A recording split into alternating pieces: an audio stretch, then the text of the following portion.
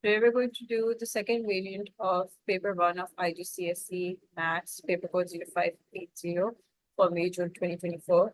So let's see what this paper was. First question says, write the number 310720000 in words.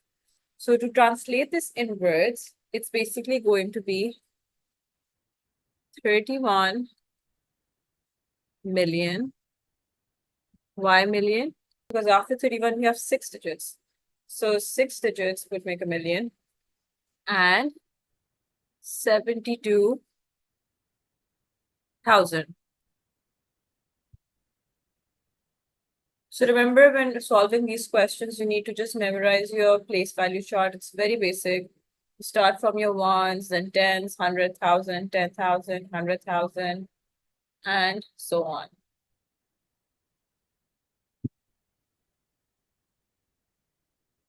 Question number 2 says, measure the angle X, then measure the length of AB in millimeters, and then lastly, mark the midpoint M of line AB. So since I cannot measure this online, so I can guide you as to how you would do it. To measure the angle X, you would need your protractor. You would put your protractor over here, like this.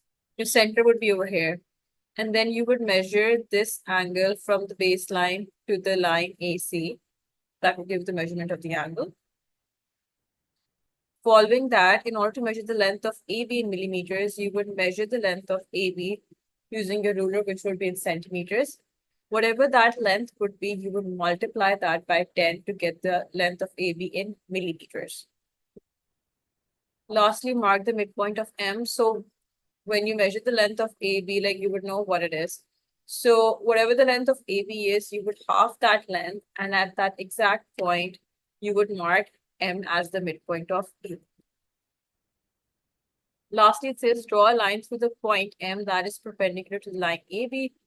So once again, you will use your protractor, you will put it on the line AB, and at the 90-degree angle, you would draw a straight line from AB passing through M, and that would be the line that is perpendicular to AB. Next question says, find the reciprocal of 0.4. So let's begin with converting 0.4 into a fraction, which is going to be 4/10. We move the decimal one place to the right and add a 0 with the 1 in the denominator. Why? Because every decimal, every whole number has a denominator of 1. So when you move the decimal, like if you, whatever the number of places you move the decimal towards the right-hand side, that many zeros you add in the denominator. So 0.4 becomes 4/10. 4/10 can be simplified to 2/5. Now talking about the reciprocal, we're going to swap 5 and 2. So it's going to be 5/2. Always remember, in the reciprocal, you swap the numerator and the denominator with each other. Question 4 says, write these numbers in order starting with the smallest. So let's convert all of these into decimals.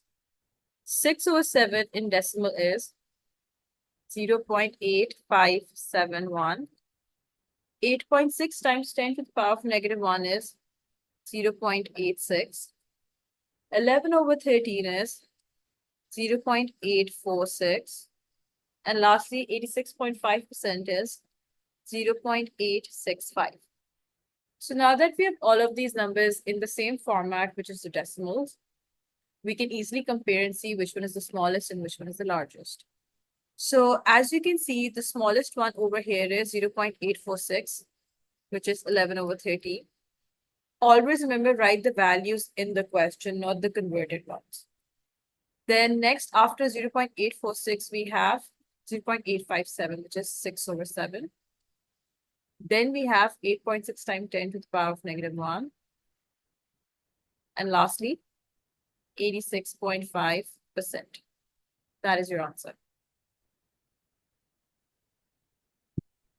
Question 5 says, draw all the lines of symmetry on this quadrilateral. So this looks like a square. So a square has 1, 2, 3, 4 lines. This one is a bit uneven, so I'm going to draw this again. Still left.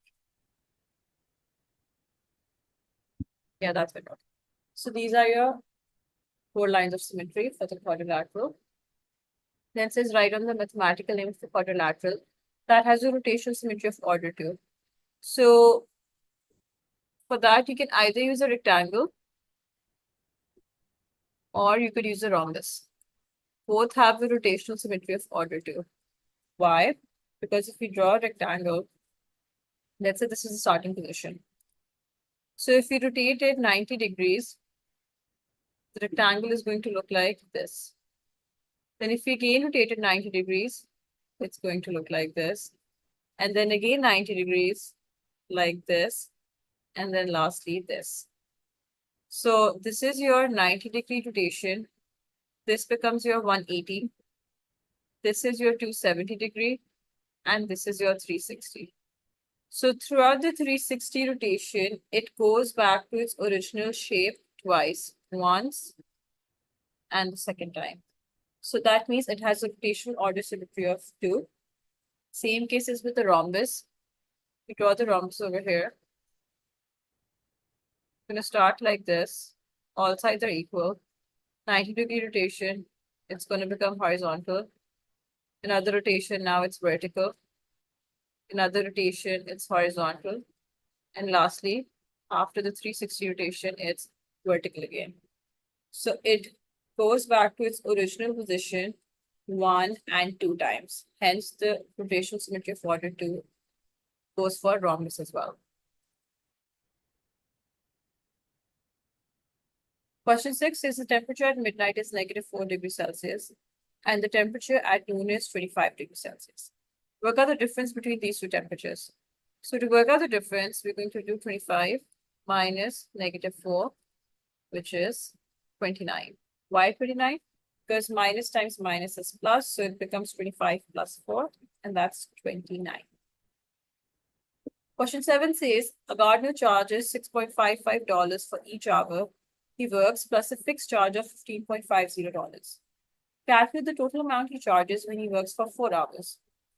So let's create the equation first. Total is going to be 6.55 times x. X is the number of hours he's going to work. Plus a fixed charge, which is 15.50. So replace x with 4, because that is the number of hours he's working for. So 6.55 times 4 plus 15.50. And when you solve that, what you should be getting is $41.7.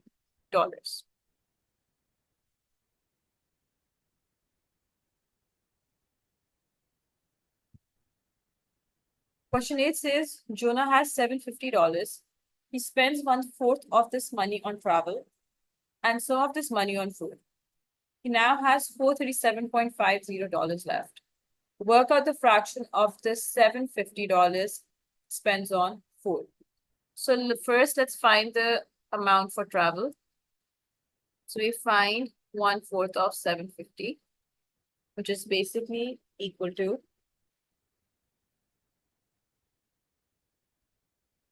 $187.5. Now, we know that he has $437.50 left. So we can easily find the amount that he spends on food by subtracting the amount that he spends on travel and the amount that is left from the total. So when you subtract these, what you should be getting is $125. Now they're asking us for the fraction, not for the amount. So for the food fraction, what you will do is put the amount spent on food in the numerator and the total amount in the denominator. So 125 divided by 750, and that simplifies to 1/6. That is the fraction that he spends on food.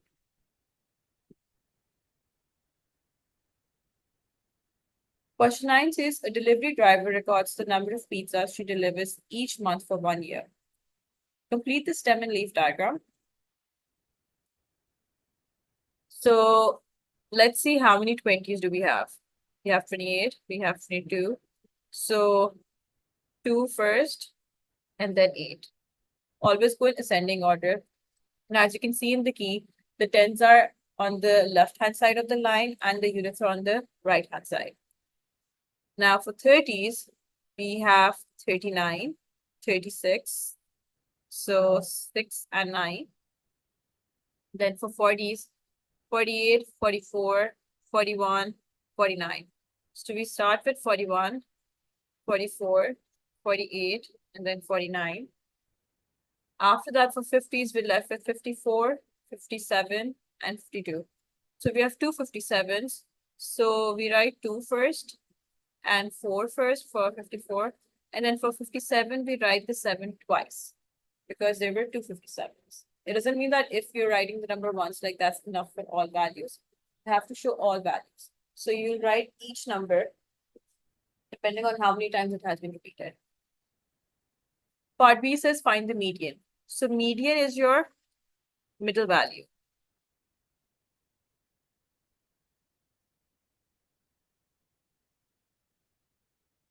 So for the middle value, we can see that we have how many values? 1, 2, 3, 4, 5, 6, 7, 8, 9, 10, 11, 12. 12 total values. So the middle value will be right in the middle. So since it's an even number of values, our median value is going to be between 48 and 44. Why? Because before 44, we have 1, 2, 3, 4, 5 values. And after 48, we have 5 values as well. So the 44 and 48 come right in the middle of the data set. So to find the median, we will do 44 plus 48 divided by 2, because basically the median value lies in the middle of these two values. So you find its average, that's 46. 46 is your median. If they were asking you what's the mode, mode is the number that occurs most frequently. So mode in this case would be 57, because that's occurring more than once and it's the only number that's occurring frequently. For the range, what you would do is you would subtract the minimum and maximum value. So if we look at this data set, our maximum value is 57 and minimum is 22. So that's going to be 35. So that's how you find the median, mode, and range. Next question says, we have two vectors, vector A and vector B. They want us to work out A minus B. So for A minus B, we'll do 5, -7 minus 6, -7. So you subtract the top numbers, basically the X value with each other and the Y's with the Y's. So that's going to be 5 minus 6 and -7 minus -7, which is basically -1. And -7 plus 7 is 0. It's -1, 0. Question 11 says these are the first 4 terms of the sequence. So the sequence is 23, 17, 11, and 5. Write down the next 2 terms. So we see whether there's a common difference among the terms or not. So if we do 23 minus 17, that gives us -6. 11 minus 17 is again -6, and 5 minus 11 is also -6. So as you can see, there's a common difference of -6 between each term. So for the next term, we'll do 5 minus 6, which is -1. And then we do -1 minus 6, which is -7. So these are the next 2 terms. Next part is find the nth term. So as I've told you before, whenever we're trying to find the nth term, first you find the common difference. Since we've already found the common difference, and that's -6. Next, what we're going to do is we're going to multiply the common difference by n. Always do this, like find the common difference. If it's a linear equation, find the common difference and then multiply that by n. With the quadratic, sequence is slightly different, but you still have to find the common difference first and see if there is any common difference or not. So anyhow, so once you found the common difference, multiply that by n, and then we use this as the nth term and see if this works or not. So we try to find the first term. T1 is going to be negative 6 times 1, which is negative 6. If we compare this first term, which is negative 6, to the first term given the sequence, which is 23, we can see that they're not equal, which means this nth term is not correct. So in order to turn negative 6 into 23, what we can do is we can add 29 to this. Because negative 6 plus 29 is 23. So let's use negative 6n plus 29. So let's find the third term. So negative 6 times 3 plus 29, which is negative 18 plus 29. And when we subtract the two, what we get is 11, which is exactly what is given in the sequence. Hence, the nth term is negative 6n plus 29.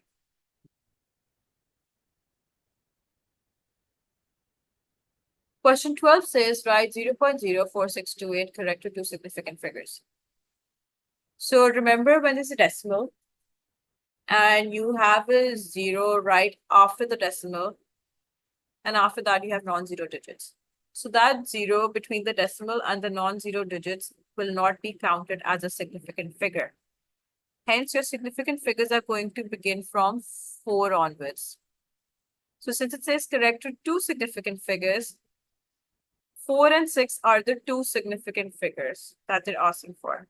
So we'll write this as 0.046. We can't round 6 because 2 is less than 5, so it won't make any difference. So hence, the answer will be 0.046. Question 13 says, on the Venn diagram, shade the region A union B. Whenever there's like a U between the two sets, that shows union. And union means it contains all elements in A and B. All elements in A and B. If it was an upside down U, that's intersection. And intersection basically shows the common elements. Over here, since they're asking us to shade the region for A union B, that's going to be all of this, because it contains all the elements in A and B. Next question says, factorize 20x minus 90x squared. So if we look at 20x, that's basically 2 times 10 times x. And 90x squared is 9 times 10 times x and another x. So if we compare, we can see that we have x and 10 common between both the terms. So you'll write the common term outside, and inside the bracket, we'll have 2 minus 9x. That is your answer. We can't further factorize it because there's nothing else common, and we can't use any other method as well. So that's your answer.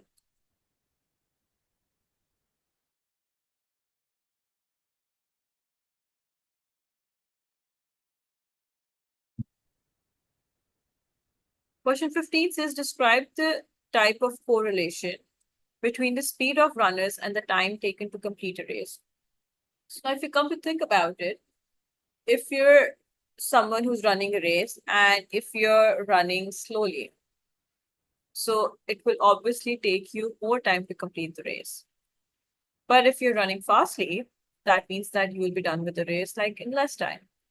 So your speed is, if speed increases, your time decreases. Or if speed decreases, your time increases. So both of them have like an opposite pattern, which means your graph is going to look like this. This is your time. This is your speed. So as the speed is increasing, your time is decreasing. And as the speed is decreasing, your time is increasing, which means there is negative correlation. If the speed was increasing and time was increasing, then it would be positive correlation. Next question says a circle has an area of 36 pi centimeter square. Find the circumference of the circle and give your answer in terms of pi. So for this, you need to remember two formulas: area of the circle and circumference of the circle. Area of the circle is pi r squared. So using the value for the area of just 36 pi, you can find the radius. 36 pi over pi equals to r squared. 36 pi over pi is 36. So now we take the square root on both sides, and that's going to give us 6 centimeters equals to r. Now, square root of a number gives us a positive and a negative value. The reason why we only stick to the positive value over here is because the radius is a measurement. Length of an object or anything cannot be in negative numbers. It has to be positive. Hence, we're only concerned with 6 centimeters over here, the positive number. Now, talking about the circumference, circumference has the formula of 2 pi r. We have the radius, so we just substitute it in the formula. And the question says, give your answer in terms of pi. So we don't need the calculator for this. We just times 2 times 6, and that is 12 pi centimeters. That is your answer in terms of pi. Part B says the circle forms the base of a cylinder with height 8 centimeters. Volume of the cylinder is 540 pi centimeter cube. Work out the value of h. So, volume of a cylinder has a formula of pi r square h. This is given as 545. And if you go back to the question, since they're using the same circle, the area is 36 pi, which is basically pi r square. So we just write 36 pi over here. And now to find h, we divide 540 pi by 36 pi. The pi's get cancelled out. And 540 divided by h basically equals to 15 centimeters. That is your answer. Question 17 says, write 174,000 in standard form. So like I said before, every whole number has a decimal at its end. Every whole number has a denominator of 1. So since every whole number has a decimal at its end, so we're going to move the decimal 1, 2, 3, 4, 5 places to the left. So that's going to give us 1.74 times 10 to the power of 5. That is the number in standard form. Question 18 says the diagram shows a right angle triangle. Calculate the value of x. So this is basically a trigonometry question and specifically a SOHCAHTOA one. Why? Because they've given us two lengths and they're asking us to find an angle. Now, in order to understand which one of the trig ratios we'll apply over here, we need to see what we have. The slant length is always the hypotenuse. And to figure out whether we have the opposite or adjacent, we see what's the position of the angle. Since the angle lies on the measurement given, that means this is going to be our adjacent. And this is the opposite. Always remember that the angle, the reference angle that we're using, whatever line it lies on, that's going to be your adjacent. And the line opposite to the angle is going to be called the opposite. So we have the adjacent, we have the hypotenuse, we have to find the angle. So we'll use cosine. Cos of x equals to 8.5 divided by 14. So x is basically cos inverse of 8.5 divided by 14. And that's going to give you 52.62 degrees. That is your answer, correct to 2 decimal places.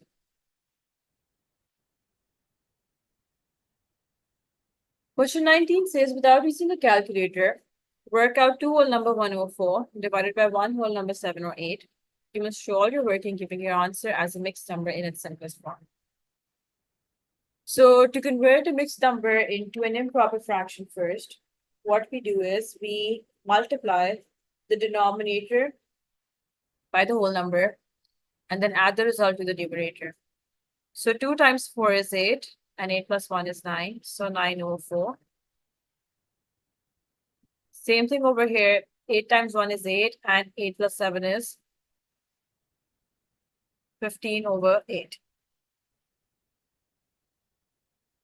So now that we've converted the mixed fractions, now that we've converted the mixed numbers into improper fractions, the next step is to divide the two fractions. So in division, what we do is, whenever we're dividing fractions, we take the reciprocal of the second fraction and change the division into multiplication. So that's going to make this into 9 over 4 times 8 over 15. As you can see, we swap the numerator with the denominator and switch division to multiplication. So we know 4 ones are 4, 4 twos are 8, 3 threes are 9, and 3 fives are 15. So now that we've simplified it, remember when we're multiplying fractions, you multiply the numerator with the numerator and denominator with the denominator. So 3 times 2 is 6 and 5 times 1 is 5. So we have 6 over 5 as the answer right now. But if you go back to the question, it says we have to give the answer as a mixed number in simplest form. So to convert an improper fraction into a mixed number, we divide 6 by 5. 5 ones are 5. 6 minus 5 is 1. This is your whole number. This is your numerator. And the denominator always remains the same. Unless you have, simplified it. So that's going to be one whole number, 1 over 5. That is your answer in its simplest form as a mixed number. Question 20 says, expand and simplify. So expansion of two brackets. Multiply the first term with both the terms in the second bracket. And then we multiply the second term in the first bracket with both the terms. So that's going to be x times x minus 7 minus 4 times x minus 7, which is x squared minus 7x minus 4x plus 28. Collect the like terms. So that's going to be x squared minus 11x plus 28. If you're someone who's still confused about what like terms are terms which have like the same variable with the same power or like they're constants. In our case, negative 7x and negative 4x were like terms. So that's why we combine them, and negative 7x minus 4x is basically negative 11x. So that's your answer. Question 21 says find the value of x. So what we have is 5 to the power of 7 divided by 5 to the power of 6 equal to 5 to the power of 3. As I've said before, one of the rules of indices are that when you're dividing similar bases, your powers get subtracted, with each other. And if you're multiplying similar bases, your powers get added to each other. So in this case, since we are dividing similar bases, the similar base being 5, we will write this as 5 to the power of 7 minus x equals to 5 to the power of 3. Since we have the same base on both sides, we can put the powers equal to each other. And our x value is going to be 4. Next question says the length L meters of a piece of material is 4.5 meters. Correct to the nearest 10 centimeters. Focus on the metric units. The piece of material is in meters and it's correct to 10 centimeters. Complete the statement about the value of L. So most people make this mistake that they don't realize that the units are different and they just end up using it to calculate the answer. Always make sure that when you have a metric unit question, make sure the units are in the same, form. If it's a meter, make sure the other thing is also in meters and vice versa. So let's convert the 10 centimeters into meters. 1 meter is 100 centimeters. So 1 over 100 is your 1 centimeters. And 10 centimeters is going to be 10 over 100, which is going to be 0.1 meters. So since 10 centimeters is 0.1 meters, now let's start solving the question. This 4.5 meters is correct to the nearest 0.1 meters.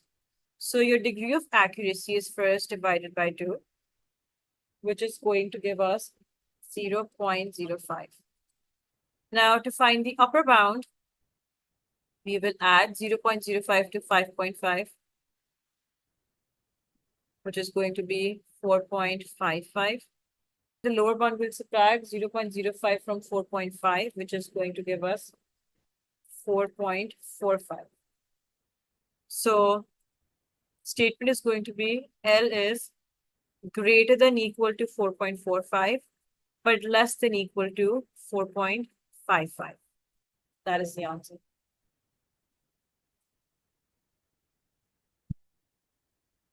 Question 23 says that the universal set contains X, which is a natural number less than 12. S represents the set which has the elements 1, 4, 7, and 10. And T represents the set which has the elements 1, 3, 5, 7, 9, and 11. Complete the Venn diagram. So if you see, we have common elements of 1 and 7. So the common elements are going to come in the middle. So for S, we left with 4 and 10. 10 is already marked, so we write 4. And for T, we left with 3, 5, 9, and 11. So 3, 5, 9, 11. So we have 1, 2, 3, 4, 5. So 6 is left. 6 is going to come outside because natural number less than 12. 6 is a natural number. So 1, 2, 3, 4, 5, 6, 7, 8, 9, 10, 11. Yeah, now that's complete. Question 24 says in a class of 30 students, 13 travel to school by bus. There are 570 students in the class. Find the expected number of students in the school who travel by bus. So first, what we're going to do is we're going to find the probability of a student traveling by bus. That's going to be 13, which is the number of students who travel by bus, divided by the total students in the class, which is 30. So now to find the expected number, we will multiply this probability with the total number of students in the school. So 13 over 30 times 570, and that's going to give us 247. So that is the expected number of students who will travel by bus. Question 25 says that in the diagram, we have a flagpole BD held by two ropes AD and CD. ABC is a straight line and angle ABD is 90. AD is 21.2 meters, AB is 16.5 meters, and angle BCD is 48. We have to first show that the height of the flagpole BD is 13.3 meters, correct to 1 decimal place. So since it's a right angle triangle, we have 2 lengths and they want us to find a third length, we will use Pythagoras. The basics of trigonometry. So hypotenuse square equals to adjacent square plus the opposite square. So that's going to be 21.2 squared equals to 16.5 squared plus BD squared. So bring the 16.5 squared to the other side. Make BD square the subject. So now when we solve this, we get 177.19. Let's square root that to find the value of BD. And that is going to give us 13.3 meters, correct to 1 decimal place. Next part says calculate the length of the rope CD. So now we're going to focus on the other triangle. We know this is 13.3 now, and CD is what we have to find. Now you're lucky that in the question, they've already given you the value of BD. And in case like, you got part A wrong, you can still get part A right because you know what BD is. So going back to the second part of trigonometry, which is SOHCAHTOA, we can see that we have the angle, we have to find the hypotenuse, and we have the opposite. So we have opposite, we have to find hypotenuse. So what we will do is that we will use sine. Sine 48 equals to opposite over hypotenuse.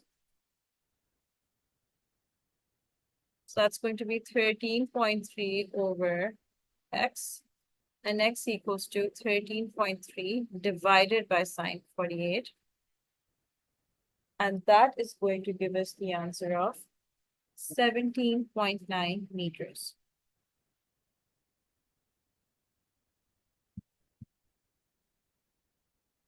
And with that, we're done with this paper.